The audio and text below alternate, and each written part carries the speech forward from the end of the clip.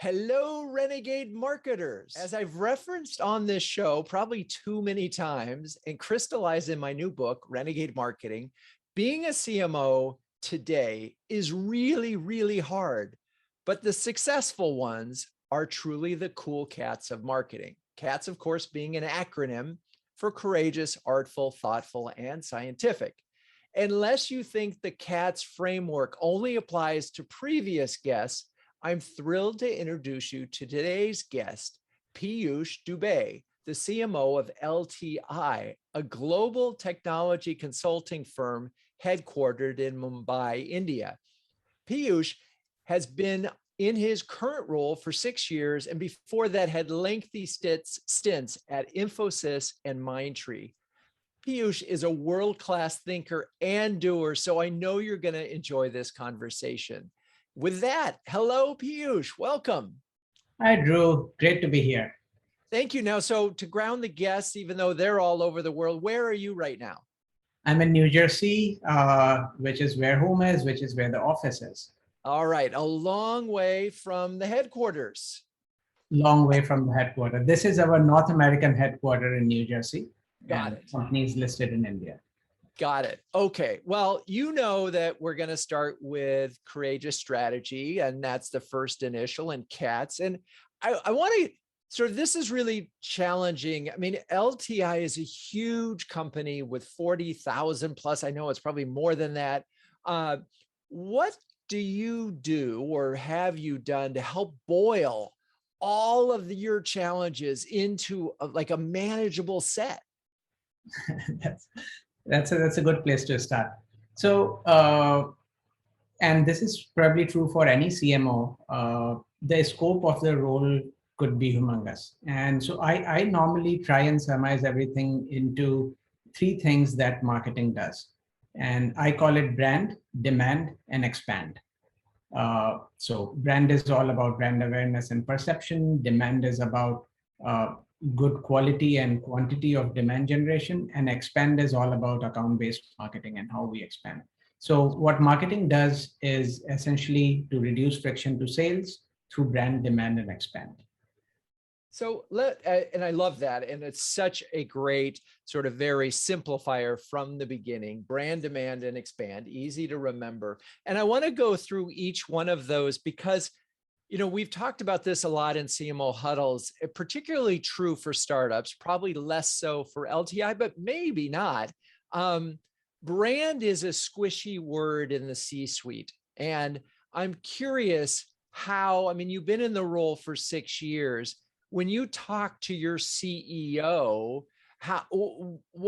or the board, what is their understanding of brand and how it impacts your job?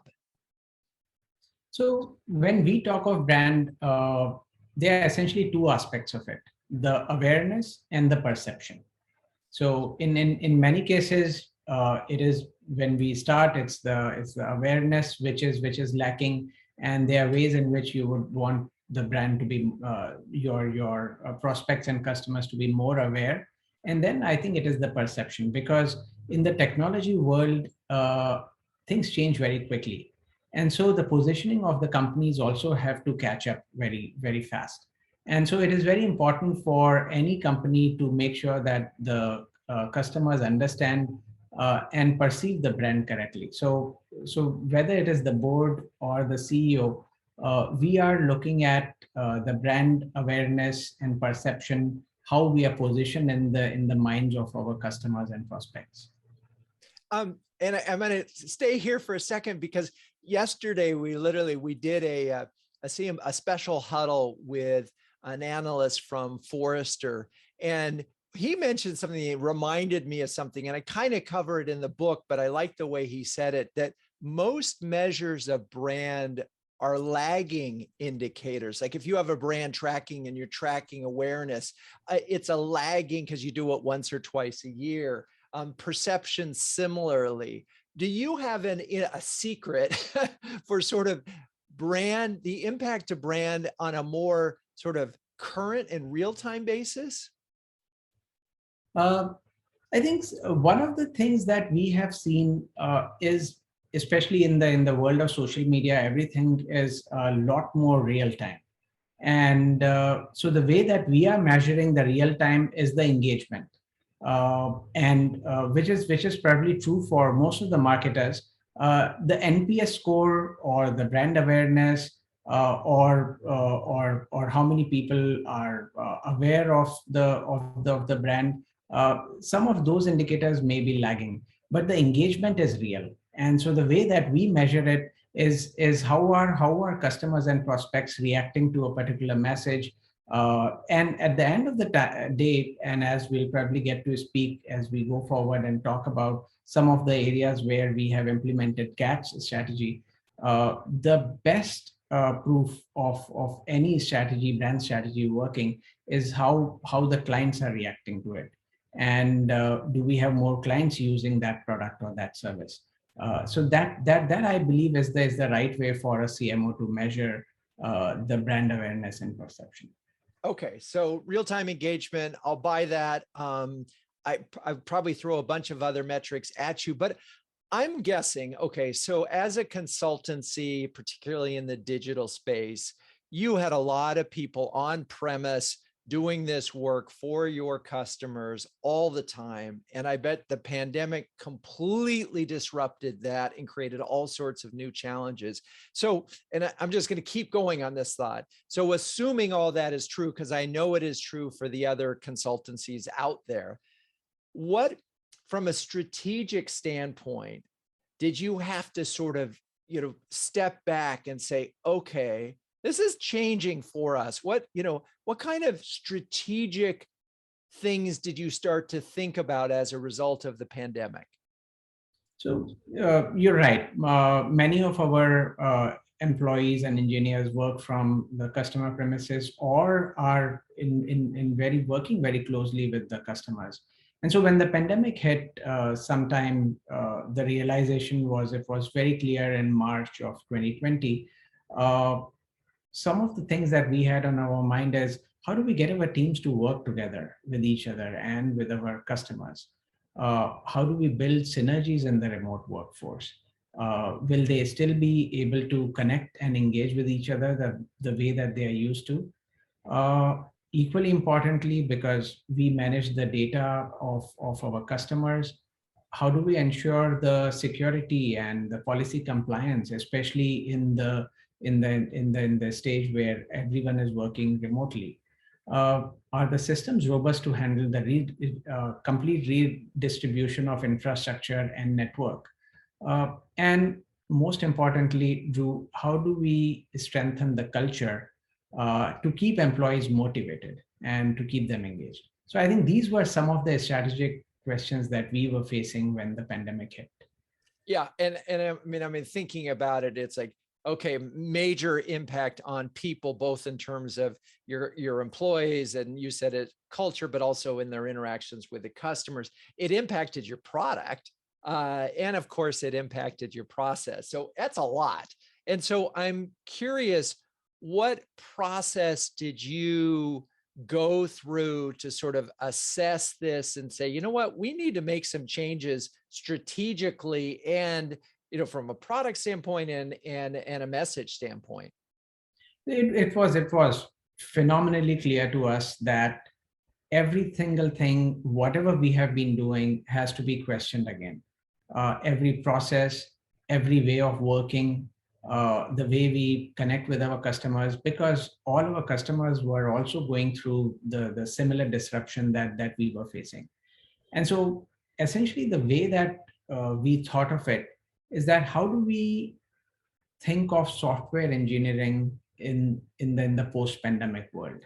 And we were already thinking of the post-pandemic world, even though we knew that we did not know that the pandemic would last as long as it did, but we knew that this phase will go through at some point in time. Maybe it would take 3 months, 6 months, 9 months.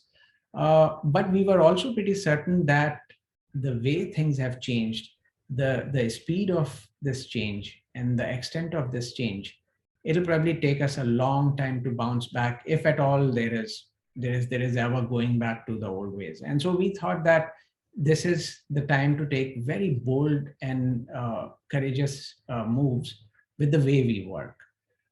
We set out actually to redefine the whole idea of future of software engineering and how software engineering will be done.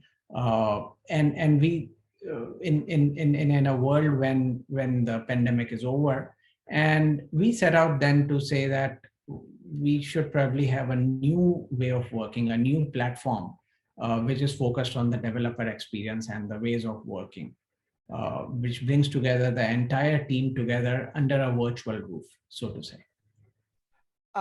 So other than just trying to reinvent the company in the middle, it didn't seem like that was a very bold move. I know, seriously, I love the fact that this happened. And, most companies were forced to make changes during the pandemic. Obviously, you had workforce and leadership changes, but a lot of companies didn't make product changes. And that's what it sounds like you did. And that's, again, a bold thing and a challenging thing to do, because suddenly you had to do what you did to develop this new one. You had to do it remotely. So, you're sort of have this, new challenge of working together, and you have this decision, we're going to make a new product together. So ultimately, and you and I talked about this in the prep show, this is what became, this thinking got you to the Canvas product.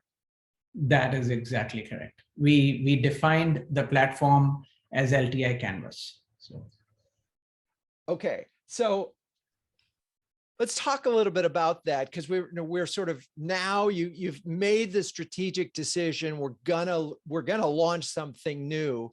Let's talk a little bit how you, what you did to bring it to life, and before the execution, but just some of the thinking that went around it. Like, how did you get to the name Canvas?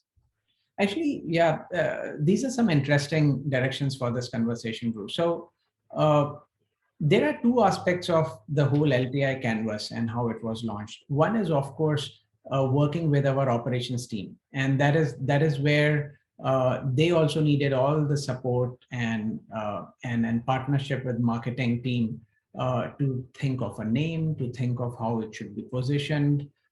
They had a wonderful.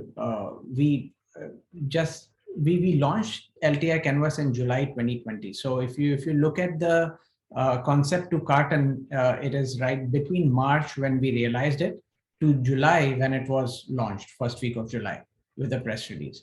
So we thought of entire thing in 3 to 4 months. So we worked with the team to think, to define the positioning of this platform, to find the partners that we would be working with.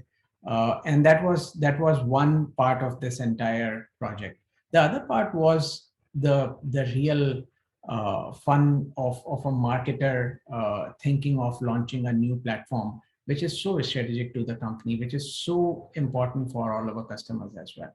And so we thought of Canvas because Canvas brings a very, very different kind of feel in the minds of everybody who listens about it.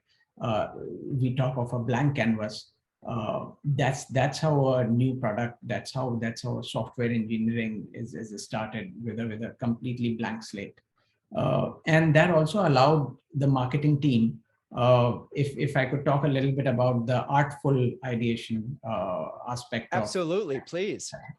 That also allowed us to think of how Canvas should be designed.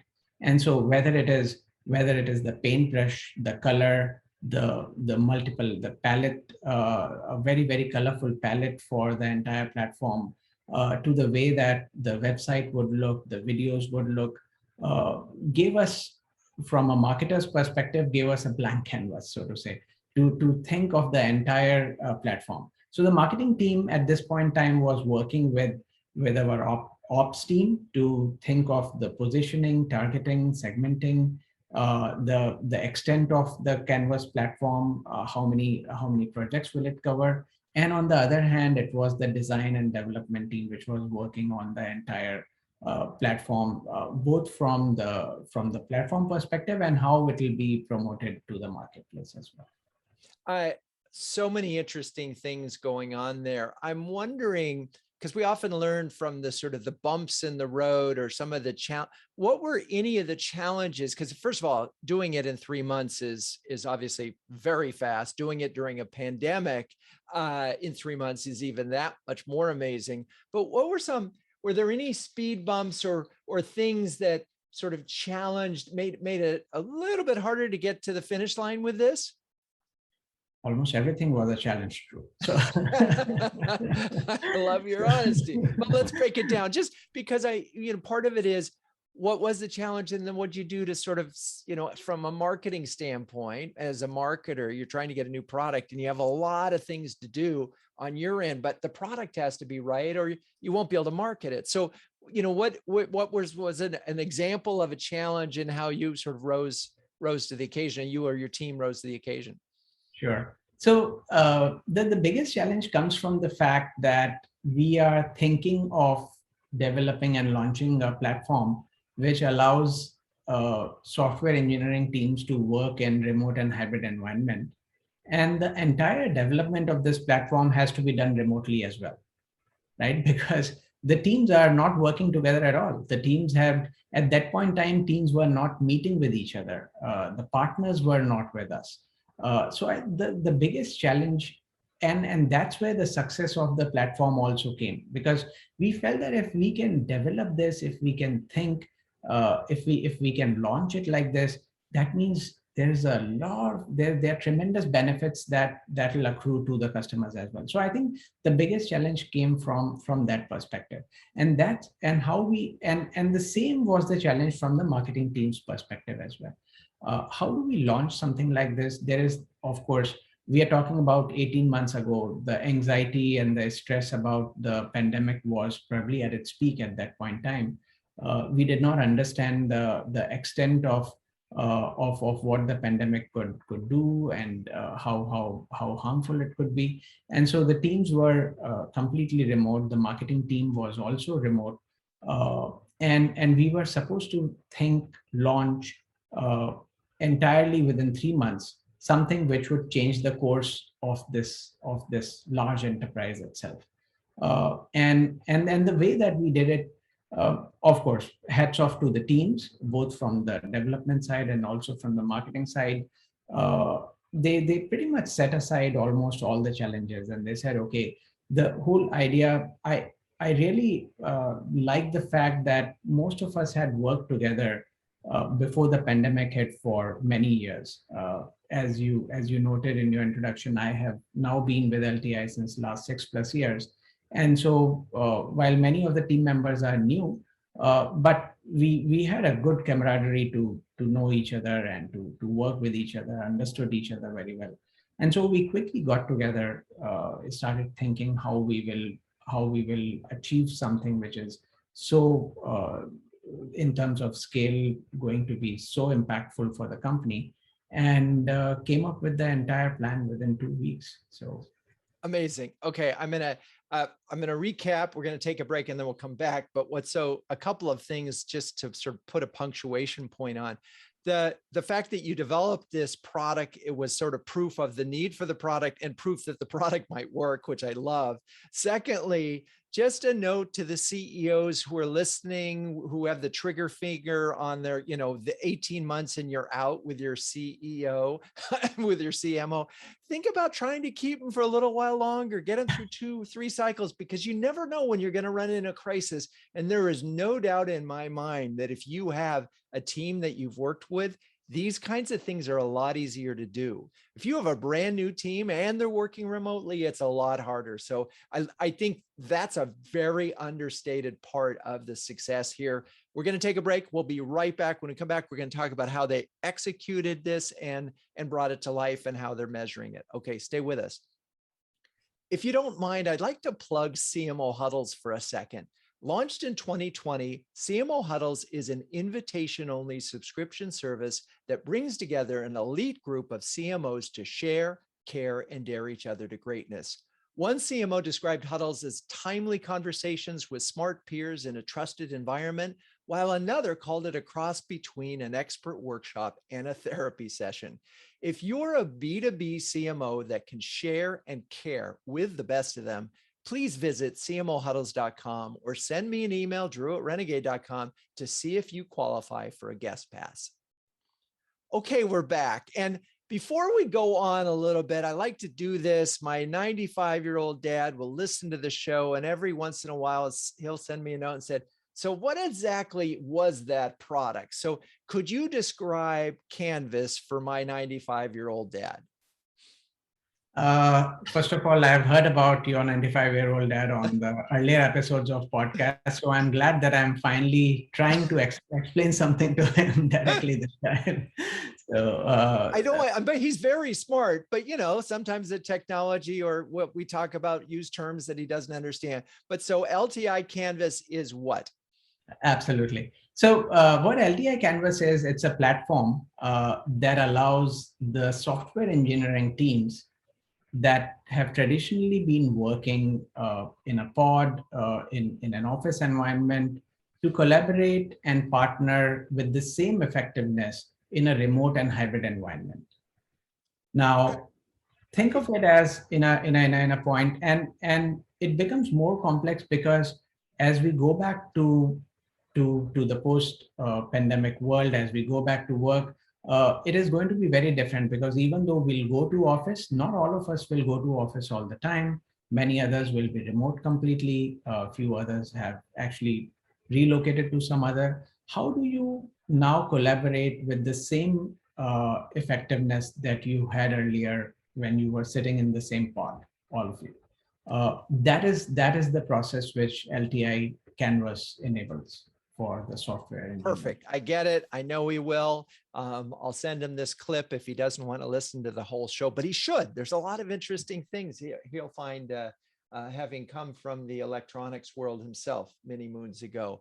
It's funny you should mention working remote or hybrid and so forth. There was an article in the New York Times about how the real hell of Zoom happens when you have some people in the office and some people remote. And it's funny because we talked about this in Huddles, and one of the CMOs in Huddles said, we have a policy that if it's one person is remote, all have to pretend to be remote, even if they're in the office, which I think is genius. And I think it's true. I don't think it's fair to have 10 people in an office and like a conference room and then 10 remote. It's just, it doesn't really work. Okay. So we're now moving through thoughtful execution. And when we talked, you mentioned this concept, I think, of Shoshin, and I'm wondering if you could explain that, because I was really intrigued by that. Sure. In fact, Shoshin, which is a Zen Buddhism word, which means beginner's mind, is essentially the way that we work at LTI, the way the marketing team works, the way the entire company works. Because in a beginner's mind are the possibilities. A child can start a new challenge, can look at a challenge and solve it much faster than an adult. I cannot say that about you possibly, but for me, if somebody had told me, hey, you have to learn piano now, or you have to learn violin, I'd say, oh, I don't know how that would be. It sounds like it's going to be a very difficult challenge. Whereas for my daughter, she's like, okay, give me the violin, we'll try and figure it out. Right? And that's the power of a beginner's mind. And we believe that in a beginner's mind, anyone with a beginner's mind will be able to solve many more challenges than someone who is thinking like an expert, because our expertise sometimes is the biggest problem that we all face. I love it. Well, I feel like we need to bake. Shoshin is baked into Huddles very much so, and I certainly appreciate it. And it sort of goes into this notion of the importance of just general infinite curiosity, which I like to think of as one of the reasons why I love doing these interviews, because you're constantly learning new things. So you have this Canvas product, LTI Canvas. Talk a little bit about how you brought it to market. Right. So now that's where I think, of course, this is a show by a marketer for the marketers. So I'm preaching to the choir here, but essentially, once it comes down to a point where you have a bold strategy, you have thought of how you will ideate around it, what it will look like from go-to-market perspective. It all comes down to how you will execute it. And a marketer's job, I believe, is to make sure that the message reaches to every single stakeholder that we have. And so that is how we think of it. We say that, okay, of course, customers are important, prospects are important, but so are employees. We have more than 40,000 of them. It's a new way of working for them.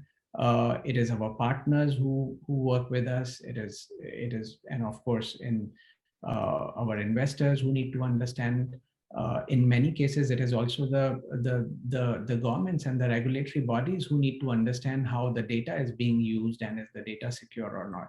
So we thought of every single stakeholder, and we made sure that each one of them gets the message in the right way. Of course, we have, as a marketer, all the tools, whether it is the entire the sales kit of a video or a brochure or a fact sheet, which we launch along with Canvas. Also the press release. As a listed company, we inform the stock exchanges, which means that it's a material development for the company to have come up with a new product, which we believe is going to change the way that we will work.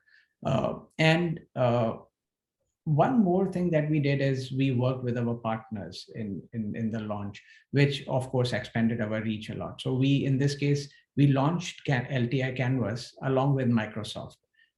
And the entire Canvas stack, along with the LTI's tools and technologies, also got integrated into the Microsoft stack, right from the Office 365 to Microsoft Teams, to the Azure, which allows the development environment as well. So those were some of the ways in which we started and executed the entire LTI Canvas launch. Lots to break down there, but as I'm thinking about this, 40,000 employees, a lot of them on the front lines, you've got to get them using this, right? Exactly. And so talk a little bit about, because suddenly you're telling them, hey, we got a new way of working. And they're going, wait, what? I've been here 25 years. What are you talking about? So how did you bring this to your employee base and get them excited about it and frankly, get them trained on it? That is, and actually, Drew, this is where I think I'm glad we started this entire, this section or this response with the whole idea of Shoshin. Because that is a philosophy which is deeply ingrained into everybody at LTI, and the way that we think of it is that gone are those days when any one of us could complete a graduation and then build a career. As in, this is a constant learning process. Every year, every month, we have to keep challenging ourselves to learn something new, and that has kind of helped us in getting new, especially in the area of technology that we are in, introduce new concepts, introduce new offerings, new products, and have our employees also take them. So we have several internal communication platforms that we used to share with them a very simple communication of how it will be done. We have an internal training module, which is also completely digital and is being used on the computers and mobile platforms, where we launched training modules for LTI Canvas for all our employees to go through as well. Equally importantly is also, even though there's the sales enablement and sales communication, because these are the executives who would be talking to our customers and prospects about LTI Canvas. And so we created a separate series of communications just for our sales team, for them to be able to explain this entire thing. And the way we do that is through three things. One is to read everything themselves. One is learn, then is to present to customers, and then to send.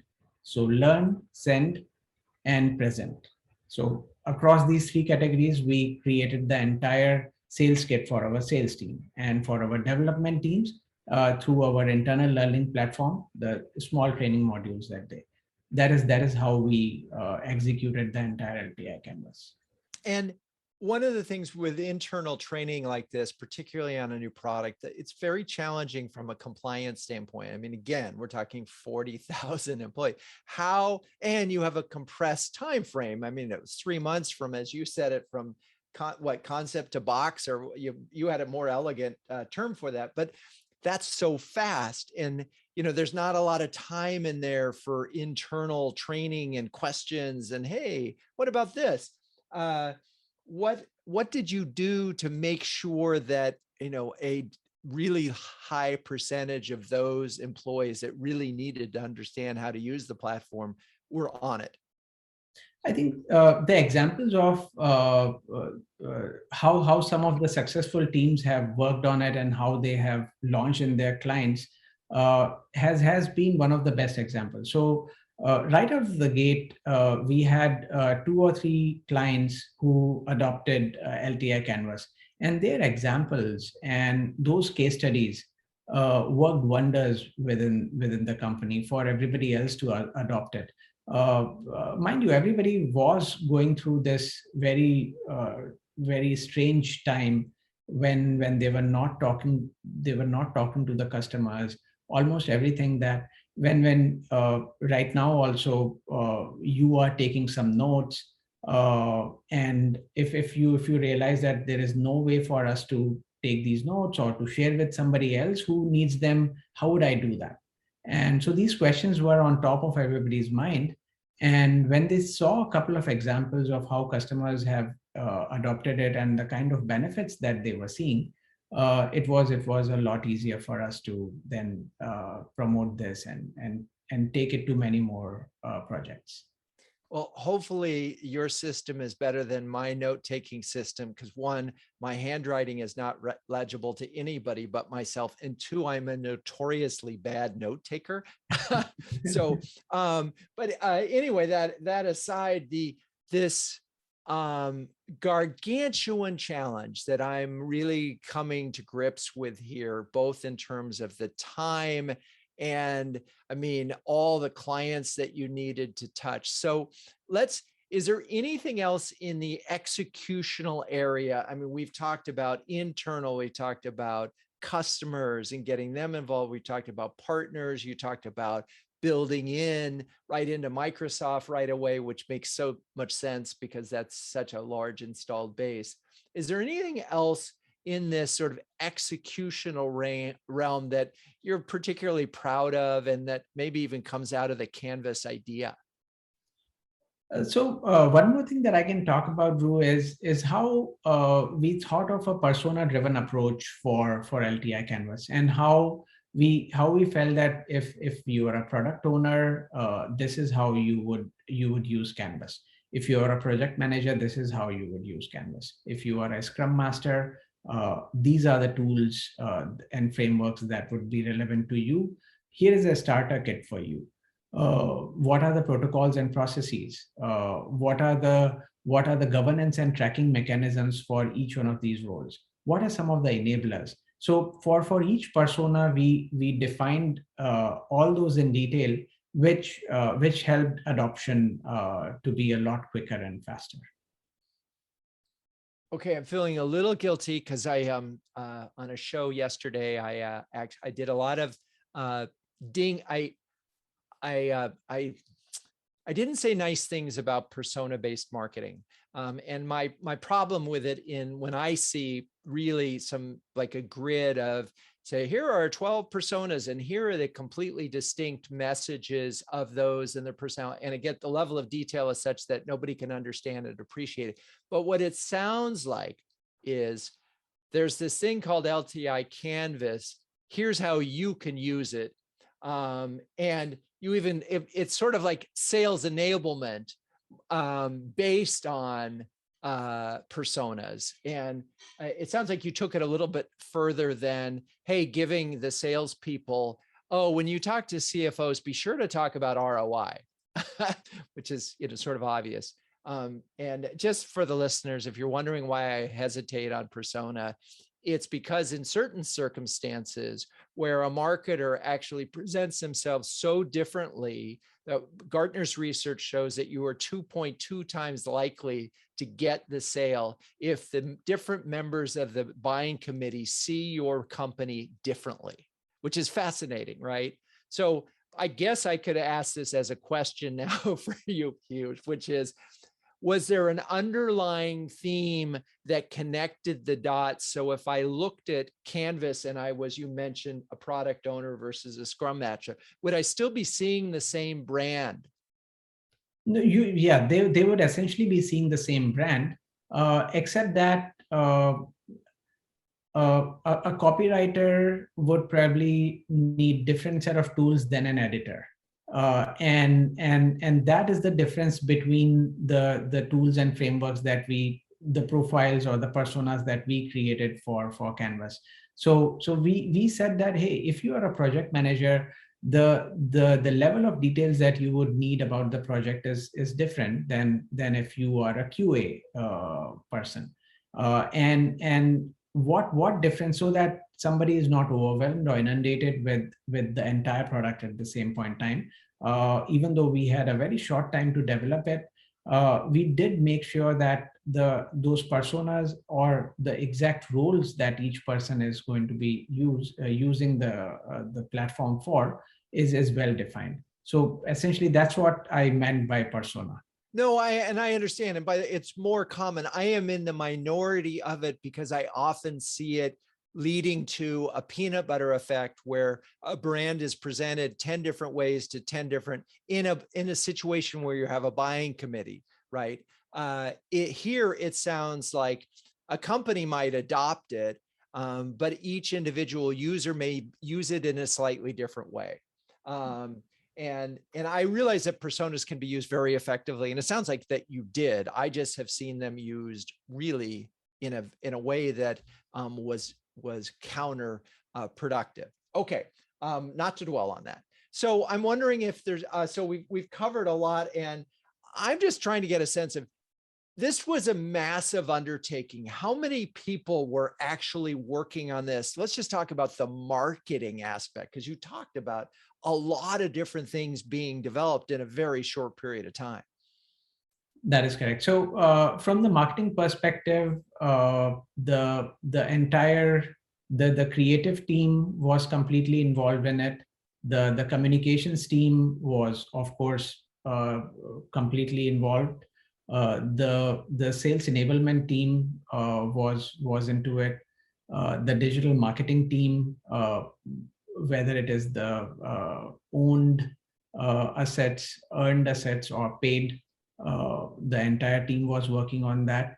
And also the analyst relations or the influencer relations team, which also worked with. So all the different parts of the marketing team that we have were completely involved at that point in time in July when we were launching LTI Canvas. But even beforehand, I mean, is this 200 people, 300? Give us a sense of the scale of this, because it just feels like a lot. It is around 50 to 60 people. Only 50 to 60. Okay. That is all the right. marketing team. They were working their tushies off. Okay. So we get Canvas out there. Let's talk about, first of all, let's just, as we move to scientific method, we started the conversation with brand, demand, and I think what expand. Let's talk about, first of all, the overall metrics that matter to you, and then we can move into the metrics specifically to Canvas and why we've just spent 40 minutes talking about it. So let's talk on a broad level, what metrics matter to you. So the metric which really matters for a product launch is how the customers are reacting to it, and are they adopting it? Are they finding it useful?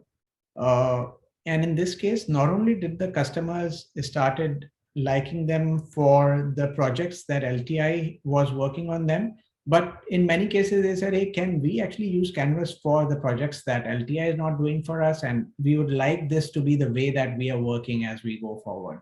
So we have around 400 plus clients that we work with. These are multi-million-dollar relationships in most cases. Now, within few months, and adoption, especially during pandemic, is even more difficult. But within few months, we had around 30 clients, and these are huge Fortune 500 enterprises that started using Canvas. And that, I think, is the biggest proof for us, that so many customers have adopted it, so many customers like it, so many customers want us to use it for their projects. So that is the most important metric that we would look at as to how many customers are using it. And that happened in, I'm assuming it's grown since then, because that was June. So I mean, we're now almost at the end of 2021. That is correct. And now we have around 35 to 40% of the projects within LTI are now using LTI Canvas. So in a little more than a year and a quarter or so, and that's interesting, because to me, that sort of speaks to both internal adoption and external adoption. And just, if we think about getting old dogs to new tricks, and how difficult it is to change behavior and change process, getting that kind of level, I got to think that people feel good about that number. I mean, I don't know what goals you set, but did you say our target is 40% by the end of 2021? That is correct. This is we are completely tracking as per our target, especially because if you see, pandemic is kind of taking its last breath in most of the places now, and most of the employees are slowly getting back to office. The clients are also getting back to office. So at this point in time, it is not out of necessity that they have to do this, and that is the beauty of it. It is because this is the right way to do things in the new world, and that is why it is so much important for us that 40% of our projects are now continuously using Canvas, and they will continue to do that. It's a product that will remain there with them. And did that represent a new revenue stream? In terms of growth of a project, there are many of them which are new projects. So during the pandemic, many projects could not have been started because the transition process, which is a very important process in any project, could not be done remotely. And so many of those projects which we won during the pandemic is the new business that we have started only on Canvas, and possibly we could do it only because of Canvas. Okay. So was there anything that you tried during this that just didn't work like you had hoped? One of the things that we thought it'll work was to look at a very broader partner ecosystem to see where else can we launch it. What are the other stacks that we could work with? That process took a little longer, though I'm pleased to mention that now we are working with Cisco as well to launch entire Canvas on the Cisco stack as well. So, but that was one area which I think which took a little longer to be launched. Interesting. Yeah, it'd probably take a whole nother episode just to assess what happened there and why that was so challenging, because you got Microsoft from the beginning and now it took a lot longer. Interesting. One last thing. So the last chapter of my book is called Test to Triumph, and it's really about building a culture of experimentation, getting a certain percentage of your marketing budget into tests so that you not only have things for a rainy day or a surprise, but you're also getting your team excited about trying new things, as opposed to just sort of this optimization, which sort of grinds down marketing into A/B testing. How would you describe that in terms of your team and how you support and encourage experimentation? I think we pretty much feel that the marketing team, a successful marketing team, should have something that we call a failure goal. It's pretty much, if we are not failing enough times, that means that we are not trying almost everything that we should be trying. There is scope to be doing more. Now, when I say failure goal, that does not mean that we want to fail, but at the same point in time, we encourage new ideas, we encourage innovation, we encourage what are the new. For example, the digital marketing team is always tasked with finding at least one or two new tools that we would add to our marketing technology stack every quarter. We'll say, let's just see what it does. There's so much, and that is how we started last year. Whether it is the intent data, whether it is the sniper based tools to identify a single prospect out of a, which once again, a longer conversation, but how can we break the persona and go into just one customer? So many of the tools, I believe that it is extremely important for marketers to keep testing and to have failure goals, so to say. I love it. Okay. And I hope while you were adding these things, or as with your tech stack, you were also looking at sunsetting some too. That's a different chapter in my book, chapter 11, automate attentively. It's a different pet peeve. Anyway, Peeyush, it has been an incredible conversation. I've so enjoyed learning about Canvas, how the rollout went. I mean, 40% adoption to me is pretty remarkable in a year and a half. So congratulations on the success of this program. And thank you for being on the show. Thank you so much, Ru. It's a pleasure today talking to you. All right. Well, if you've enjoyed this episode, besides thinking about new products, I would encourage you to write a review, share it with a friend, give us a 5-star rating, any other things, or send me a note and just say, hey, Drew, love the episode. All right. We really appreciate your feedback. I'm your host, Drew Neiser. And until next time, keep those Renegade thinking caps on and strong.